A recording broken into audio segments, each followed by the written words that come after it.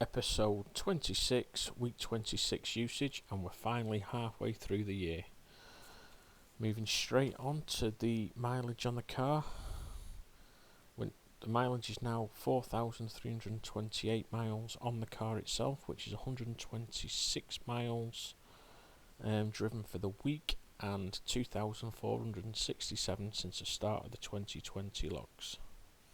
The generation meter is reading 31,176 kilowatt hours, which is 131 kilowatt hours for the week and 2,187 kilowatt hours since the start of the 2020 logs. The My Energy Eddi device had a bit of work this week, so we're now up to 26 kilowatt hours for the month and 166 kilowatt hours since the start of the 2020 logs. And the smart meter is now reading 8,564 kilowatt hours, which is 81 kilowatt hours pulled from the grid for the week and 5,973 kilowatt hours since the start of the 2020 logs. Moving on to the Tesla data now. This is the pattern for the week, and on the last day of the week we did have a plunge price from Octopus Agile, which meant the prices went negative. But the data between the smart meter and the grid pull on the Tesla app are quite different this week. So from the 22nd of June to the 28th of June, we had a home usage of 191 kilowatt hours. We had 130 kilowatt hours from the solar. We had 66.3 kilowatt hours from the powerwall. We pulled 68 kilowatt hours from the grid, with 2.4 kilowatt hours going back to the grid. And on the daily, so Monday the 22nd of June, we pulled 9.3 kilowatt hours from the grid, with 0.2 going back. We got 7.9 kilowatt hours from the powerwall. We got 17.1 kilowatt hours from the solar, and the home usage was 25 kilowatt hours. On Tuesday the 23rd of June, we pulled 4.7 kilowatt hours from the grid, with 0.2 going back. The Powerwall we got 8.8 kilowatt hours from. We had a solar contribution of 19.6 kilowatt hours, and the home usage was 23.8 kilowatt hours. On Wednesday the 24th of June, we pulled 0.1 kilowatt hours from the grid, with 0.3 going back. We got 9.7 kilowatt hours from the Powerwall.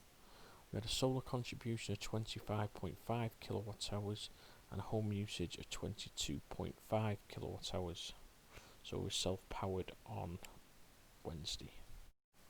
On Thursday the 25th of June, we only pulled 0.1 kilowatt hours again from the grid, with 0.7 going back.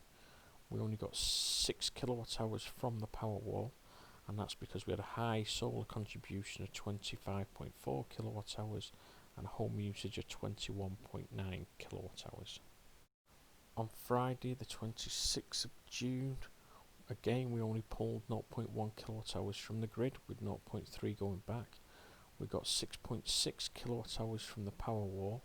We only had a solar contribution of 16.2 kilowatt hours, but the home usage was really low at 15.2 kilowatt hours. On Saturday the 27th of June, we pulled 9.2 kilowatt hours from the grid, with 0.7 going back. We got 10.7 from the Powerwall, so nearly a full discharge from the Powerwall, and 14.6 kilowatt hours from the solar, and we had a home usage of 24.6 kilowatt hours. And finally, Sunday the 28th of June, we pulled a massive 44.5 kilowatt hours from the grid, with 0.2 going back, and that's because we had negative pricing on Sunday. In fact, we had a bit of negative pricing on Saturday also, but we fully charged the electric car, heated the hot water up to as much as possible on the negative pricing, so taking full advantage of being paid to use electricity. We got 16.5 kilowatt hours from the Powerwall, which was also fully charged up. We only had a solar contribution of 12.5 kilowatt hours, which was the least of the week, and the home usage was massive because of the pull from the grid of 58.3 kilowatt hours. Quick update on the gas: we used 6.61 kilowatt hours for the previous week, cost of £1.42 including the VAT and the daily charge, which has given us a total cost for gas since the start of the 2020 logs of £35.09. As usual, thanks for watching. If you've got any comments or questions, please add it to the comments section below, and please like and subscribe.